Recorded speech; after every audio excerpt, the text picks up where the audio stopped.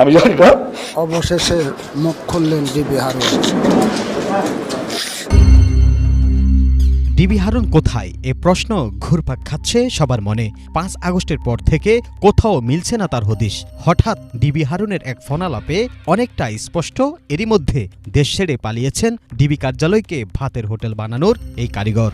যদিও বিভিন্ন সময় তাকে ঘিরে ছিল নানান জল্পনা কল্পনা। সামাজিক যোগাযোগ মাধ্যমেই অনেকেই বলেছিলেন গণপিটুনিতে মারা গেছেন, কারো কারো ভাষ্যমতে আহত হয়ে কুর্মিটোলা হাসপাতালে ভর্তি ছিলেন, আবার কারো কারো মতে ডিবি হারুন যুক্তরাষ্ট্রে পাড়ি দিয়েছেন। অবশেষে কানাডা ভিত্তিক চ্যানেল নাগরিক টিভির বার্তা প্রধান নাজমুস সাকিবের সঙ্গে হওয়া সেই ফোনালাপে ডিবি হারুন গণপিটুনি খাওয়া কিংবা হাসপাতালে ভর্তি হওয়ার তথ্য উড়িয়ে দিয়েছেন। নিরাপদে আছেন শুধু এটুকুই স্পষ্ট করেছেন। ফোনালাপের সময় ডিবি হারুনকে বলতে শোনা যায় তিনি পালাতে চাননি, ডিএমপির কমিশনার তাকে নিরাপদে থাকতে বলেছিলেন। তার দাবি তিনি কর্মস্থলে যোগদান করতে চাইলেও কমিশনার যোগদান করতে দেননি। আমি যোগদান করার জন্য যাই, আমার স্টেনোকে বলি তোমার যোগদান পত্র লোক আমি আসতেছি, মেবি 7 তারিখ 8 তারিখ হবে। আমি যাবো, রওনা দিছি। কমিশনারের খোঁজ নিলাম, কমিশনার সাহেব অফিসে নাই। তো ওনাকে আমি রিং দিলাম যে স্যার আমি তো আসতেছি, আমি আজকে যোগদান করব 8 তারিখ, 8ই আগস্ট মেবি। তখন কমিশনার মহোদয় বললেন যে এখন আইসেন না, যেখানে আছেন সেখানে সেফই থাকেন, আমি বললে আইসেন। তাহলে আমি তো মানে যোগদান করতে যাইনি, কথা আমি বলি না। যোগদান করার জন্য তো আমি গেছি।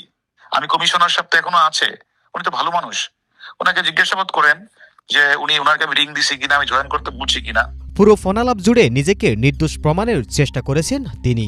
হারুনের দাবি কারো সঙ্গে তিনি নিজ থেকে কিছুই করেননি, বরং উপরের নির্দেশ পালন করেছেন মাত্র।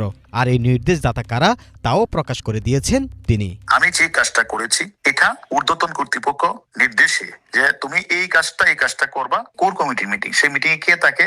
স্বরাষ্ট্র সচিব, স্বরাষ্ট্রমন্ত্রী, আইজিপি, তারপরে হলো এনএসআই, ডিজিএফআই, এসবির প্রধান, তারপরে ঢাকা মেট্রোপলিটনের কমিশনার হাবিবুর রহমান, ঢাকা রেঞ্জের ডিআইজি হলো নুরুল ইসলাম, সৈয়দ নুরুল ইসলাম, আর এখন যে বিজেপির চিফ উনি, আর হলো এনটিএমসির প্রধান।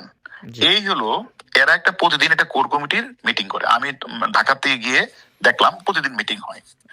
একদিন হঠাৎ করে আমাকে বললো যে হারুনকে আসতে বললো, কমিশনারকে বললো। যেহেতু আমি কমিশনারের আন্ডারে, কমিশনার হলো ডিএমপির চিফ, তার আন্ডারে 6 জন এডিশনাল কমিশনার, আমি হলাম 6 নম্বর এডিশনাল কমিশনার।